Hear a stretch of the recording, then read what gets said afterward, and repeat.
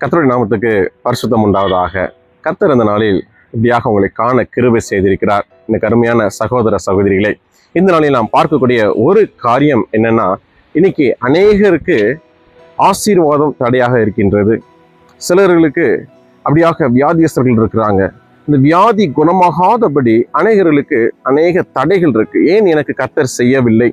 ஏன் எனக்கு கர்த்தர் நன்மை செய்யவில்லை? ஏன் எனக்கு கர்த்தர் நன்மையே செய்ய மாட்டாரா?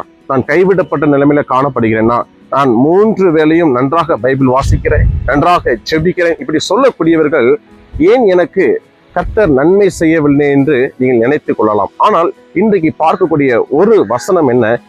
தடைகளை நீக்கி போடுகிறவர் உங்களுக்கு முன்பாக சென்று கொண்டிருக்கிறார். இந்த வசனத்தை நாம் முழு இருதயத்தோடு நாம் விசுவாசிக்க வேண்டும். மீகால பார்க்கின்ற போது அந்த வசனம் அருமையான ஒரு வசனம். என்னன்னா, தடைகளை நீக்கி போடுகிறவர்.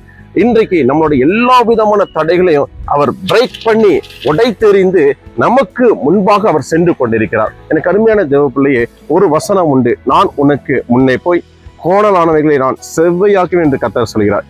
எல்லா விதமான கோணலான வழிகளையும் கர்த்தர் செவ்வையாய் மாற்ற அவர் விரும்புகிறார். இந்த நேரத்தில் கர்த்தருடைய சத்தத்தை நாம் கேட்கின்ற போது, அவருடைய வார்த்தையை நாம் கீழ்ப்படியும் போது, இன்றைக்கு நமக்கு தடையாய் இருக்கக்கூடிய ஆசீர்வாதத்துக்கு தடை, தேவனுடைய எல்லா நன்மையும் நமக்கு தடையா இருக்கக்கூடிய இன்றைக்கு கர்த்தரை விசுவாசிக்கும் போது அவர் எல்லா தடைகளையும் நீக்கி உங்களை அவர் உயர்த்த போகிறார். யெகோவா ஷாலோம்.